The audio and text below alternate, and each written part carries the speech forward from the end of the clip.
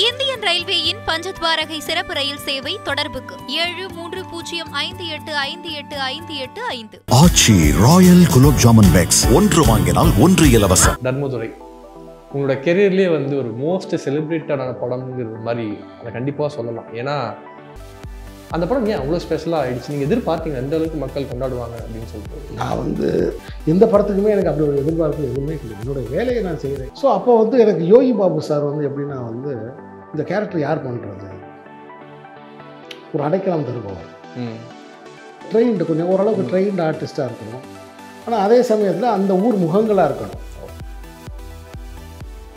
வணக்கம் சார். வணக்கம். எப்படி சார் இருக்கீங்க? நல்லா இருக்கேன். ஓகே. கோழிப்பண்ணை செல்லதுரை டைட்டில் ரொம்ப கேட்சியாக சூப்பராக இருந்துச்சு. உட்கார்ந்துருக்கிறவர் யார், நின்றுக்கிட்டு இருக்கிற இந்த பையன் யார், இதுதான் கதை. ஓகே. இதுதான் கோழிப்பண்ணை செல்லதுரை படத்துடைய கதை. அது ஒரு கைவிடப்பட்ட உயிர்கள் எப்படி நம்பிக்கையோடு உழைச்சி முன்னுக்கு வந்தாங்க அப்படிங்கிறது தான் கதை. ஓகே. கேஸ்டிங் ரொம்ப சூப்பராக இருந்துச்சு. இந்த ஏகன் ஆகட்டும், அவங்க தங்கச்சியாக நடித்த பொண்ணாகட்டும் ரொம்ப அழகாக நடிச்சாங்க. அந்த சின்ன பசங்களும், அந்த 2 சின்ன பசங்களும், இந்த கேஸ்டிங் எப்படி செலக்ட் பண்ணிங்க சார்? ஓகே, இவங்களாம் இந்த ரோல் கரெக்டாக இருப்பாங்க அப்படின்னு சொல்லிட்டு. இல்லை, இப்போ பொதுவாகவே என்னுடைய படங்கள் நீங்கள் கூடல் நகர்லேருந்து பாருங்களேன், நான் ஸ்டார் கேஸ்டிங்கில் மட்டும் எப்போயுமே மிஸ்டேக் பண்ணவே மாட்டேன். ஓகே. ஸ்டார் கேஸ்டிங்கில் மட்டும் எப்போயுமே நான் மிஸ்டேக் பண்ண மாட்டேன். அதே மாதிரி எனக்கு ரொம்ப நாளாக ஒரு ஏக்கம். இப்போ நம்ம வந்து அந்த ஏரியாவில் ஷூட் பண்ணும்போது அந்த ஏரியா முகங்களாக இருக்கணும். ஓகே. ஆனால் அவங்க ப்ரொஃபஷ்னல் ஆர்டிஸ்ட்டாக இருக்கணும். ஓகே. ரெண்டுமே உங்களுக்கு தேவைப்படுது. ப்ரொஃபஷ்னல் ஆர்டிஸ்ட்டாக இருக்கணும். ஏன்னா ஆனால் அதே சமயத்தில் வந்து ட்ரெயின்டு கொஞ்சம் ஓரளவுக்கு ட்ரெயின்டு ஆர்டிஸ்ட்டாக இருக்கணும். ஆனால் அதே சமயத்தில் அந்த ஊர் முகங்களாக இருக்கணும். ஓகே. இது ஒரு பாயிண்ட் நான் மனசில் வச்சுருந்தேன். அப்போ ஏகனோட அப்பா என்னை ஃபோனில் அழைச்சி பேசினார். நான் அவரும் பேசி நம்ம ஒரு படம் ஒன்று பண்ணலாம் அப்படிங்கும்போது என் பையனை நான் வந்து ஹீரோவாகணும்னு ஆசைப்பட்றேன்.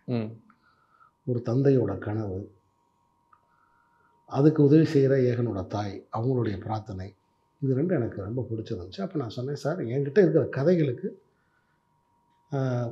பொருந்தி வந்துருச்சுன்னா நான் கண்டிப்பாக நான் பண்ணுறேன் அப்படின்ற மாதிரி நான் மனசு நினச்சி சொல்லிட்டேன் நான். ஓகே. ஸோ சரி ஓகே அப்படின்ட்டு அதுக்கப்புறம் தான் நாங்கள் வந்து பார்த்தோம். அப்புறம் நிறையா வீடியோ கிளிப்பிங்ஸ்லாம் எனக்கு அனுப்புவார். அதுக்கு முன்னாடி ஏகன் நடித்த டிவி சீரியல்ஸு இதெல்லாம் எனக்கு அனுப்பிச்சிட்டே இருப்பார். அதெல்லாம் பார்த்துக்கிட்டு இருப்பேன். ஒரு கணாக்களும் பானக்கல் டிவியில் வந்துகிட்டு இருக்கோம். பிளாக் ஷிப் நிறைய இடத்துல அது மாதிரி வந்து அதெல்லாம் எனக்கு நிறையா அனுப்பினார். நான் பார்த்துட்டு இருந்தேன். ஸோ அதுக்கப்புறம் வந்து முடிவான பிறகு அப்படியே ஒரு நாள் ஆஃபீஸ்க்கு வர சொல்லி பார்த்தேன். ஆடிஷன் இது கேமராமேனாக வச்சு எதுவுமே பண்ணல. ஓகே. வர சொல்லி உட்கார சொல்லி பேசிக்கிட்டே இருக்கும்போது கவனித்தேன். ஓகே, கரெக்டாக இருப்பார், கரெக்டாக நம்ம கொண்டு வந்துடலாம். அப்புறம் ஒரு ஆர்வம் இருந்துச்சு, ஒரு துடிப்பு இருந்துச்சு. ஒரு ப்ரொடியூசர் பையன் அப்படின்றதுனால எந்த அட்வான்டேஜும் எடுக்கலை. காலைல 6 மணிக்குனா 6 மணிக்கு ஸ்பாட்டுக்கு, 5:30 மணிக்கெலாம் நான் வர சொல்லி 5:30 மணிக்கெலாம் வந்து காத்திருந்து, இந்த மாதிரி நிறைய டெடிக்கேஷனான ஒரு வேகம், ஒரு உத்வேகம் இருந்துச்சு. இது எனக்கு ரொம்ப பிடிச்சிருந்துச்சு. ஓகே. இது எனக்கு ரொம்ப பிடிச்சிருந்துச்சு. அப்படியே கூட்டிகிட்டு போய் பெரிய குளத்தில் ஒரு சலூன் கடையில் உட்கார வச்சு முடி வெட்டி விட்டு அப்படியே செல்லத்துறையாக மாற்றிட்டேன். ஓகே. ஸோ இங்கே பிரிகிடா சென்னை, சத்யா தஞ்சாவூர், இந்த படத்தில் நடித்த எல்லாருமே அந்த நிலத்தோட சம்மந்தப்பட்டவங்க கிடையாது. எல்லாம் வெவ்வேறு ஊர்களில் இருந்தவங்க. ஓகே. அவங்க எல்லாத்தையும் கூட்டிகிட்டு வந்து இந்த படத்தில் அந்த கதை மாந்தர்களாக அவங்க அதை பண்ணாங்க. ஓகே. ஸோ அப்போ வந்து எனக்கு யோகி பாபு சார் வந்து எப்படின்னா வந்து இந்த கேரக்டர் யார் பண்ணுறது, ஒரு அடைக்கலம் தருபவர், இவருக்கு யார் தர்றது, அப்போது ஒரு குணச்சித்திர நடிப்பு தேவை, அதே மாதிரி ஃப்ரெண்ட்லியாக இந்த பசங்களோடு இருக்கிற ஒரு அளவு வேணும். இப்போ இதுக்கு யார் செய்யலாம் அப்படின்னு யோசிக்கும்போது எனக்கு ஃபஸ்ட்டு ஒரு பூராம் ஞாபகத்துக்கு வந்தார். நான் பூராம்கிட்ட வந்து தோழர் பூராம் இப்போ ஒரு நம்மகிட்ட இல்லை.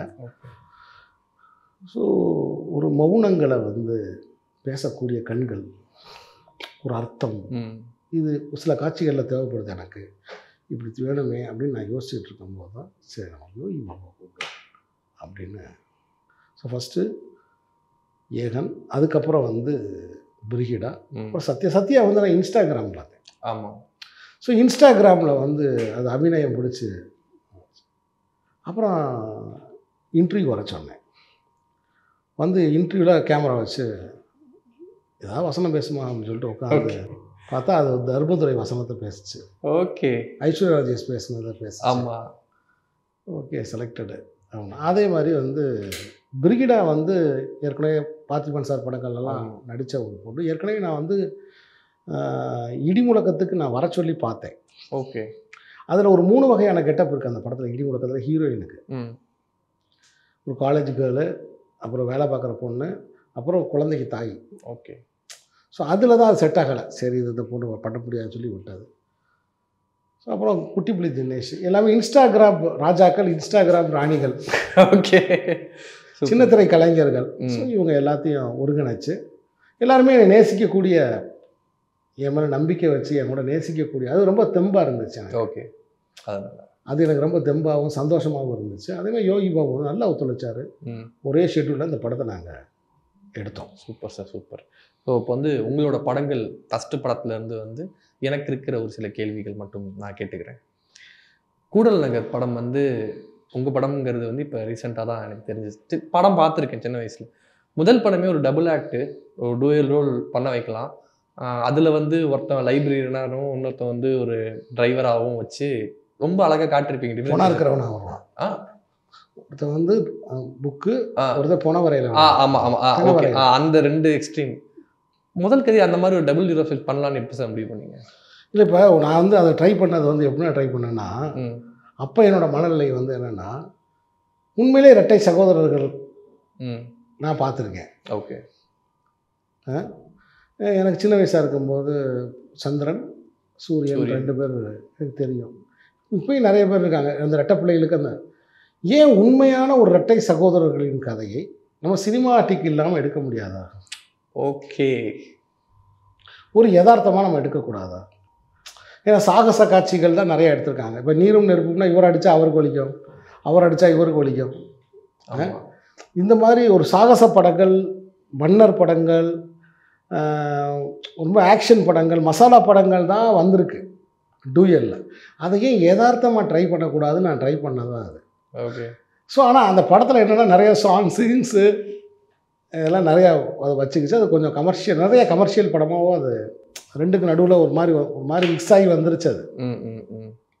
இனிமேல் இத்தனை வருஷம் கழிச்சு அதை நினைவுபடுத்தி கேட்குறீங்களே, ரொம்ப சந்தோஷம். நன்றி சார், நன்றி. ஓகே. 2வது படம் தென்மேற்கு பருவக்காற்று. அந்த படத்தை வந்து அந்த படத்தில் வேறு என்ன நடந்தாலும் சரி, விஜய் சேதுபதிங்கிற ஒரு விதை நீங்கள் போட்டது இன்றைக்கி வந்து அது மரமாக நிற்கிது. அந்த படத்துக்குள்ளே அவர் வந்த கதை வந்து என்ன மாதிரி நடந்துச்சு? அந்த கதையை அவரை தெரிச்சா? இது நிறைய பேர் சொல்லிட்டாங்க, நிறைய பேர் கேட்டுட்டாங்க, நிறைய பேசியாச்சு. ஓகே. தென்மேற்கு பருவக்காற்று அப்படிங்கிறது எங்கள் எல்லாருக்குமே வந்து ஒரு ஒரு வாயில் கதவு திறந்து விட்ட படம். ஓகே. சரிங்களா? நான் மட்டும் கிடையாது, விஜய் சேதுபதிக்கும் எல்லாருக்குமே, எங்கள் எல்லாருக்குமே வந்து ஒரு வாயில் கதவை சினிமாவுக்குள்ளே திறந்து விட்ட ஒரு படம். இன்றைக்கி நான் அதை யோசித்து பார்க்கும்போது எனக்கு அப்படி தான் அது தோணுது. Okay, super sir. நீர்ப்பறவை, இந்த படம் வந்து ஸ்பெசிஃபிக்காக பார்த்தீங்கன்னா நிறைய உங்களோட எல்லா படங்கள்லையுமே காதல் காட்சிகள் இருக்கும். பட் இந்த படத்தில் இந்த காதல் வந்து ஒரு படி மேலே அதிகமாக இருந்துச்சு எனக்கு ஃபீல். அதுக்கான என்ன காரணம் சார்? அந்த கதையை அதை தேடிச்சா? ஒரு மீனவனுடைய வாழ்க்கையை எடுக்கணும். சரியா? அந்த மீனவ குலத்தில் தத்தெடுக்கப்பட்ட ஒரு பிள்ளை, அது இலங்கையை சேர்ந்த ஒரு பிள்ளை. அவன் வந்து அந்த மீனவனுடைய வாழ்க்கையை எடுக்கும்போது அந்த மீனவனுடைய வாழ்க்கையில் மாற்றத்தை உண்டாக்குறது காதல், திருமணம். இந்த காதல் திருமணம் வந்து ஒரு பொறுப்புணர்ச்சி அவனுக்கு கைகூடி வரும்பொழுது அவன் கடலுக்குள்ளே போகும்போது அவங்க கொல்லப்பட்டுறான். இதுதான் அதோட சீட் ஸ்டோரி அது. ஓகே. ஸோ இதோட சேர்த்து அந்த கதையில் நீங்கள் படம் பார்த்துட்டீங்கன்னா, ஸோ அப்படி அது உருவான ஒரு படம். காதல் அந்த படத்தில் வந்து அது ஒரு எப்பயுமே உண்மைக்கு நெருக்கமாக, இயல்புக்கு நெருக்கமாக, நம்ம பார்த்த வாழ்க்கையிலேருந்து, நம்ம வாழ்க்கையிலேருந்து, நம்ம அறிந்தவர்கள் வாழ்க்கையிலேருந்து, ஸோ நம்ம அதை கிட்டத்தட்ட வாழ்க்கையே ஒரு பயணம் தானே அவங்களுக்கு. ஸோ அந்த மாதிரியான ஒரு உணர்ச்சி அந்த படத்தில் இயல்பாகவே வந்து அமைஞ்சிருச்சு. ஓகே, அதனால் அது இந்த இந்த கேள்வியும் கேட்டிருப்பாங்க. இடம் பொருள் ஈவல் படம் வந்து எப்போ ரிலீஸ் ஆகும்? கண்டிப்பாக அது ரிலீஸ் ஆகும். ஏன்னா இப்போ தான் ஒரு 10 நாளைக்கு முன்னாடி பார்த்தேன். ஓகே, திரும்ப பார்த்தேன் அந்த படத்தை. அவ்வளோ ஃப்ரெஷ்ஷாக இருக்குது. அதில் சின்ன பிரச்சனை தான் இருக்குது. ஓகே, எல்லாமே சார்ட் அவுட் ஆகிருச்சு. கண்டிப்பாக திருப்பதி பிரதர்ஸ் அந்த படத்தை ரிலீஸ் பண்ணுவாங்க. படமும் ப்ரோ பழசாலாம் தெரியல, படம் ஃப்ரெஷ்ஷாக இருக்குது. நான் அறுதிக்கிட்டு சொல்கிறேன், ஏன்னா கண்டிப்பாக அந்த படம் வெற்றி படமாக இருக்கும். ஷூராக இருக்கும், ஷூராக வெற்றி படமாக இருக்கும். ஓகே, அப்படி இருக்குது படம். Super sir. அது யார் அந்த கேட்டை திறந்து விட போகிறாங்கன்னு தெரியல. ஏன்னா கண்டிப்பாக அது நடக்கும். ஓகே, வழக்கமாக இந்த மாதிரி ரொம்ப நாள் ஆச்சுன்னா அந்த கதை மாறிடும். இந்த ஜென்ரேஷன் அப்படிலாம் கிடையாது. அப்படி இருக்குது படம். அவ்வளோ தத்ரூபமாக இருக்குது. ஓகே, உங்கள் கான்ஃபிடென்ட்லேயே தெரியுது சார். இல்லை, நான் சொல்கிறேன், இப்போ தான் பார்த்தேன் நான் படத்தை. ஓகே, அது விஜய் சேதுபதி, விஷ்ணு விஷால், 3 கதைகள் எல்லாம் ஒன்றா சேர்ற ஒரு இடம். ஸோ இந்த காலகட்டத்தில் இந்த சந்தர்ப்பத்தில் அந்த படம் வெளியே வந்துடும் நான் நம்புகிறேன்.